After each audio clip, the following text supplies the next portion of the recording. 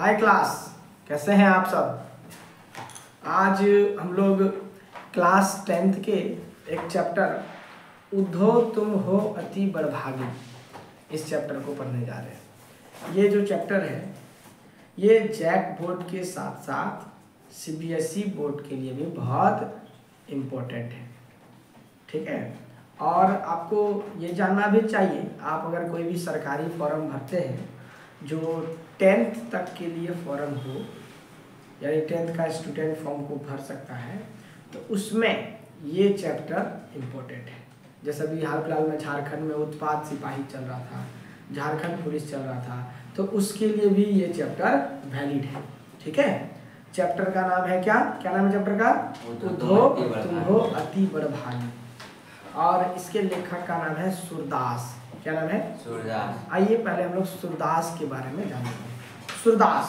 सूरदास जो है उनका जन्म हुआ था 1478 ईस्वी में। कब हुआ था? 1478 ईस्वी में। मान्यता के अनुसार कहा जाता है उनका जन्म के स्थान को दो जगह यहाँ बताया गया है। पहला बताया गया है मथुरा में हुआ है, और मथुरा के निकट रुनकता या रेणुका नामक क्षेत्र में। कौन कौन सा जगह का नाम है? मथुरा, रुनकता या रेणुका नामक क्षेत्र में जन्म हुआ है। और दूसरी मान्यता के हिसाब से कहा गया है कि दिल्ली के आसपास सीही नामक स्थान पे हुआ है। समझ गए? वो जो थे उनके गुरु का नाम था वल्लभाचार्य। क्या नाम था? वल्लभाचार्य। समझ गए? आगे चलिए। उन्होंने उनके द्वारा 3 प्रसिद्ध ग्रंथ को लिखा गया। पहला ग्रंथ का नाम है सुरसागर। क्या नाम है? सुरसागर। दूसरा साहित्य लहरी, और तीसरा नाम है सारावली। पहला क्या है? सुरसागर, उसके बाद साहित्य लहरी, और तीसरा सुरसारावली। समझे? आप लोग अपना किताब निकालिए और किताब में देखो दिया है, ध्यान से चलो। पहला क्या था? सुरसागर। दूसरा साहित्य लहरी, और तीसरा सुरसारावली। जिसमें से सबसे ज्यादा पॉपुलर जो हुआ था वो सुरसागर हुआ। कौन सा हुआ? सुरसागर। ये है उनका परिचय। और फाइनली आप देखेंगे उनका निधन जो है 1583 ईस्वी में हो गई। निधन कब हुआ? 1583 ईस्वी में पारसोली नामक स्थान पर। कहाँ पे हुआ? पारसोली नामक स्थान। ठीक है। कब? 1583 1583 को उनकी मृत्यु हुई। अब आज हम लोग जो चैप्टर पढ़ेंगे, चैप्टर का नाम है उद्धो तुम हो अति बड़भागी। सूरदास जी के द्वारा रचित ये है। देखिए, उद्धो तुम हो अति बड़भागी, इसका मतलब समझिए। इसमें क्या होता है? वृंदावन में श्री कृष्ण रहते थे। पहले कहाँ रहते थे? वृंदावन। आप जानते हैं वृंदावन में जहाँ श्री कृष्ण रहते थे वहाँ पे गोपियाँ उनके प्रेम में डूबी थी। बहुत सारी गोपी ऐसी थी जो कृष्ण से प्रेम करती थी, और वे कृष्ण क्या करते हैं? वृंदावन छोड़कर मथुरा चले जाते हैं। कहाँ जाते हैं? मथुरा। किसको छोड़कर जाते हैं? वृंदावन को। कहाँ चले जाते हैं? मथुरा। लेकिन अभी भी उनकी जो गोपियां हैं उनके प्रेम में अभी भी डूबी है। वो इस आस में बैठी है, गोपी इस आस में बैठी है कि श्री कृष्ण आएंगे और हमसे तो मीठे बात करेंगे। लेकिन यहाँ पे क्या होता है? श्री कृष्ण नहीं आते हैं, बल्कि उनके स्थान पर एक व्यक्ति को भेज दिया जाता है जिनका नाम है उद्धव। क्या नाम है? उद्धव को भेज देता है। उद्धव, आप जाइए और मेरी उन गोपियों से जाकर के बात करिए कि मैं अभी नहीं आ पाऊंगा। समझे? तो इसी के कारण चैप्टर का नाम रखा गया उद्धो तुम हो अति बड़भागी। हे उद्धव, तुम जो बहुत भाग्यशाली हो। तुम भाग्यशाली कैसे हो? तो इसके बारे में इस चैप्टर में पूरा वर्णन किया है। आइए पहला स्टांजा हम लोग देखते हैं। पहला स्टांजा दिया है पहला स्टांजा पद, ये पद है। अब पद में आइए, पहला में दिया है उद्धो तुम हो अति बड़भागी, अपरस रहत स्नेह तगाते, नाहिन मन अनुरागी, पुरई पात रहत जल भीतर ता रस देह न तागी। जो जल माह तेल की गागरी बूंद ना ताको लागी। प्रीति नदी में पाऊं ना बोरऊं दृष्टि ना रूप परागी। सूरदास अबला हम भोरी गुड़ चाटी जो पागी। कहता हे उद्धव, तुम जो हो मेरे पास आए हो, हम लोग कृष्ण के आस में थे कि कृष्ण आएंगे, और आज कृष्ण ही कृष्ण के स्थान पर आप आए हैं। उद्धव आप आए हैं, मैं आपसे बात नहीं करूंगी। क्यों नहीं बात करूंगी? आपने आप आकर यहाँ पर मुझे संदेश दिया है। क्या संदेश दिया है? तो सुनिए। गोपियां कहती है, गोपियां डायरेक्ट उद्धव से नहीं कहती है। गोपियां वहां पे भौरा जानते हैं क्या होता है? भौरा? हाँ सर, जो पानी नहीं, आप फूल देखे हैं? फूल का पौधा के पास एक कितना बड़ा काला रंग का कीड़ा टाइप का रहता है। हाँ। भन करते हैं, उसको भौरा कहते हैं। तो वो भौरा को कह रही है गोपियां, भौरे से कह रही है, लेकिन कह रही है किसको? उद्धव को। वो डायरेक्ट उद्धव से नहीं कहती है, कहती किससे है? भौरों से। और कहती किसको है? उद्धव को। समझिए क्या कहती है। अपरस स्नेह नहीं त्यागा। उद्धव तुम हो अति बड़भागी। हे उद्धव, तुम बहुत बड़े भाग्यशाली हो। अपरस रहत स्नेह तगाते नाही मन अनुरागी। कहता हे उद्धव, तुम जो हो सो बहुत भाग्यशाली हो, क्योंकि तुम जो हो, गोपियां कहती है हे उद्धव, तुम ही सबसे अच्छे और भाग्यशाली हो, जो समस्त प्रेम सूत्रों ने से अनासक्त दूर हो। किसी में भी तुम्हारा मन नहीं हुआ है। तात्पर्य है कि तुम बड़े अभागे हो, जो प्रेम में रस को नहीं समझते। कहता हे उद्धव, तुम भाग्यवान तो हो ही, लेकिन उसके साथ साथ अभाग्यवान भी हो। क्यों? क्योंकि तुम श्री कृष्ण के साथ रहते हो और तुम श्री कृष्ण के प्रेम में नहीं पड़े। हम लोगों को देखो, हम लोग कृष्ण से दूर हैं और हम लोग उनके प्रेम में डूबे हैं। आप जैसे हैं, आप कैसे हैं? पुरई पात रहत जल भीतर ता रस देह न त्यागी। बोलता हे उद्धव, आप उस पौधे के पत्ते के समान हैं जो पानी में रह करके भी उसके ऊपर एक बूंद पानी का आने नहीं देता। आप कमल के पौधे को देखें, कमल का फूल के पत्तों को अगर आप देखे होंगे तो पत्ता ऐसे, कमल का फूल है पानी में ऐसे तैरता हुआ, और पानी का एक बूंद भी उस पत्ते पर नहीं आता।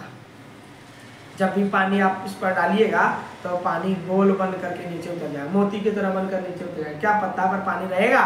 नहीं रहेगा। वही कहता है कि आप पुरतनी पात रहत जल भीतर तारस देह न तागी। आप उस कमल के पत्ते के समान है जो पानी में तो रहते हैं, लेकिन आपके ऊपर पानी का एक भी बूंद नहीं टिक पाता। उसके बाद जो जल माह तेल की गागरी बूंद ना ताको लागी। आप उस गागरी के समान है, आप उस मिट्टी के घड़े के समान है। जब आप मिट्टी के घड़े को, पूरा घड़े को तेल में आप डुबा दीजिए, या मिट्टी के घड़े को ऐसे तेल लगा दो, और तेल लगाने के बाद उसको आप पानी में डालेंगे ना पानी में डालकर बाहर निकालिएगा तो वो मिट्टी का जो घड़ा में तेल लगा है, तेल लगने की वजह से उसमें पानी का बूंद नहीं टिकेगा। क्या टिकेगा? नहीं टिकेगा। वही कहता है प्रीति नदी में पाऊं ना भयो दृष्टि ना रूप पगारी। सूरदास अबला हम भोरी गुड़ चाटी जो पगी। कहता हे उद्धव, आप जो है आप उसके साथ रहकर प्रेम में नहीं डूबे यार। हम लोगों को देखो, हम लोग चींटी के समान हैं। किसके समान है? चींटी। चींटी जानते हैं? वो चींटी जो दिन भर गुड़ में लगा हुआ रहता है, गुड़ खाता है और गुड़ खाकर लास्ट में उसी में सट के मर जाता है। तो हम सूरदास अबला हैं, हम अकेला हैं, हम भोली भाली लड़की हैं जो उस चींटी के समान है जो गुड़ में लगकर और हम अपने जान, अपने प्राण को त्याग देते हैं। आइए दूसरा पारा। मन ही मांझ रही, कहिए जाई कौन पे उदो, नाही परत कहीं अवधि आधार आस आवन की, तन मन विधा सही अब इन जोग संदेश नि सुनी सुनी बिरहिनी बिरह दही चाहत होती गुहारी जितही ते उतते धार बही सूरदास अब धीर अरही क्यों मर्यादा ना लही। बोलता हे उद्धव आप जो है आप उस प्रकार के व्यक्ति हैं जो मैं अपने मन ही मान रही। हे उद्धव हमारे मन में जो चल रहा है, हमारे मन में जो चल रहा है मन को ही समझ में आएगा। ये बात मैं किसी और को नहीं समझा सकती। मैं समझाती, मेरे मन में जो चल रहा है विचार, मैं ये बात बतलाती, लेकिन किसको बताती? श्री कृष्ण को बताती।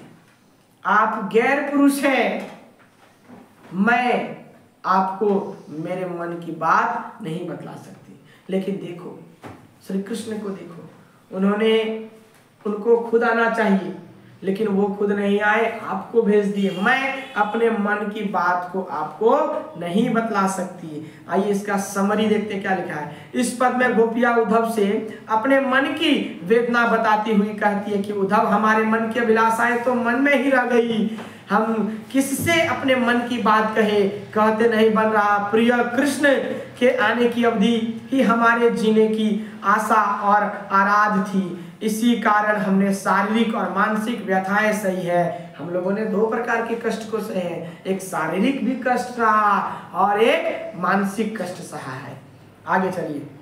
अब तुम्हारे इन योग के संदेश को सुन सुनकर हम विरहनी स्त्री विरह में जली हुई बही जा रही है। जितना ही हम जहां पर आश्रय खोजते हैं वहीं से उतनी ही वियोग की जलधारा बह रही है। गोपियों ने कहने का आशय यह है कि हमारे शरीर का रोम रोम कृष्ण के वियोगमय हो गया है। सूरदास कहते हैं कि गोपियां कह रही है कि हे उद्धव अब हमें हमारी मर्यादाओं के सारे बंधन टूट गए हैं, हम धैर्य धारण नहीं कर पा रहे, अर्थात कृष्ण के वियोग में अत्यंत दुखनी और विकल्प हो गई है। देखिए क्या कहता है, हे कृष्ण, हे उद्धव, तुम जो हो आकर हमारे मन के बात को जानना चाह रहे हो, लेकिन हम लोग एक बंधन में बंधे हैं। हम अपने मन को बात को एक ही व्यक्ति को बताएंगे, किसको? श्री कृष्ण। लेकिन आज हमारे समक्ष श्री कृष्ण नहीं आए हैं, बल्कि अपने व्यक्ति को भेज दिया, अपने आदमी को भेज दिए, आपको भेज दिया गया है। और आप हम लोगों को खुशखबरी सुनाते कि एक दो दिन के बाद कृष्ण आएंगे, लेकिन आप हम लोगों को सुना रहे हैं कि श्री कृष्ण नहीं आएंगे। हम लोगों को करना चाहिए, क्या करना चाहिए? योग करना चाहिए। योग जानते हैं? योग करना चाहिए, तपस्या करना चाहिए। ऐसा नहीं, हमें कृष्ण के प्रेम में डूबना है। और आप गैर मर्द हैं और आप चाह रहे मेरे मन की बात को जानना। जब कृष्ण इस बात को नहीं मान रहे कि मेरी गोपियां वहां पर है, तो मैं भी अब से किसी की बात नहीं मानूंगी। मैं भी जो हूं सो अब मर्यादा के सारे बंधनों को तोड़ने जा रही हूं और मैं अपने मन की बात को बताऊंगी। आगे चलिए। तीसरा हमारे हारिल की लकड़ी मन क्रम वचन नंदन उर यह दृढ़ करी पकड़ी, जागत सोवत स्वप्न दिवस निशी, कानन जकरी, सुगत जोग लागत है ऐसो जो करही ककरी। कहता है श्री कृष्ण, आप तो ऐसे बतला रहे हो कि हम उस हारिल की लकड़ी की तरह हो गए। आप हारिल का लकड़ी जानते हैं? एक तो पक्षी होता है, ठीक है, वो पक्षी हमेशा अपने पास एक तो लकड़ी रखेगा और लकड़ी को हमेशा रखेगा। कौन सा लकड़ी रहता है? वो हारिल का लकड़ी। देखिए क्या होता है, हे उद्धव, मैं जानती हूँ एकनिष्ठ प्रेम की जाती हुई उद्धव से कहती है। क्या कहती है? हे उद्धव, कृष्ण हमारे लिए हारिल पक्षी की लकड़ी है, जिससे हारिल उड़ते हुए एक तिनका अपने पैरों में दबाए रखता है। जैसे कोई पक्षी उड़ता है तो अपने पैर में एक तिनका दबाए रखता है, वैसे हम लोग हो गए हैं श्री कृष्ण के प्रति दबाए रखा है। वैसे ही हमने मन से, वचन से, क्रम से कृष्ण को इस हृदय में स्थापित कर लिया है। हम लोगों ने कृष्ण को क्या क्या चीज से स्थापित किया? मन, कर्म वचन सबसे अपने हृदय में स्थापित कर लिया है, और सोते जागते एक ही चीज देखते हैं। क्या देखते हैं? श्री कृष्ण के सपने, श्री कृष्ण के सपने को देखते हैं। और कहती है हमें, आप जो बोल रहे हैं ना कि हमें योग करना चाहिए, और आप सोच रहे हैं कि हमें ये बात सुनकर अच्छी लगती है, नहीं, ये बात हमें उस कड़वी ककड़ी की तरह लगती है।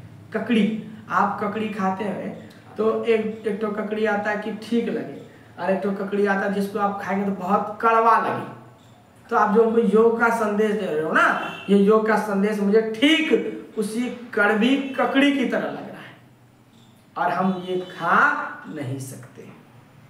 आगे चलिए, आगे कहती है, अब अगला पॉइंट है, हरि हे राजनीति पढ़ाई। हरि माने कौन?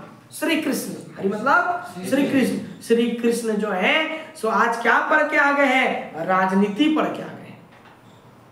राजनीति पढ़ लिए, वो हमारे साथ राजनीति कर रहे हैं। कैसे राजनीति कर रहे हैं? समझी बात कहत मधुकर के, समाचार सब पाए। कहती है हे उद्धव, श्री कृष्ण जो है राजनीति पढ़ ली है, इसलिए वे प्रेम संबंधी बातों को कपट और छल के काम कर रहे हैं। वो प्रेम से हमसे बात नहीं कर रहे हैं, बल्कि अब कपट और छल से हमसे बात कर रहे हैं। भ्रमर रूपी उद्धव ने जो ज्ञान योग से संबंधित बातें बताई है, क्या है तुम्हारी समझ में आई? इन बातों से कृष्ण का कोई समाचार जान पाई हो? कहता है कृष्ण तो पहले से ही बहुत चालाक थे, जिन्होंने सबको कपट युक्त प्रेम जाल में फांस लिया, और हमें यहाँ तड़पता छोड़ स्वयं मथुरा चले गए। कृष्ण जो है हमको अपने जाल में, अपने प्रेम की जाल में फंसा लिए, और वृंदावन छोड़कर कहाँ चले गए? मथुरा। कहाँ चले गए? मथुरा। किसको छोड़कर चले गए? गोपियों को। कहाँ गोपियों को छोड़ दिए? वृंदावन पर। खुद कहाँ चले गए? मथुरा। अब वहां जाने के बाद क्या पढ़ लिए? राजनीति। समझ गए? आगे चलिए। हे सखी, अब वो सखी से कहती है कि हे सखी, पहले यहाँ के लोग बहुत ही सज्जन हुआ करते थे, जो दूसरों की भलाई के कार्य में इधर उधर भाग दौड़ कर फिरते थे। दूसरी तरफ उद्धव है जो हम अबलाओं को सताने के लिए यहाँ भागे चले आए। पहले के लोग होते थे तो दूसरों को मदद करते थे, किसी को मदद की आवश्यकता तो अगल बगल के लोग मदद कर देते थे। आज देखो, सखी अपने मित्र से कहती है, हे सखी देखो, आज ये उद्धव आए हैं और हमें खुशी क्या देंगे, ये हमें और तड़पा रहे हैं। किसके प्रेम में तड़पा रहे हैं?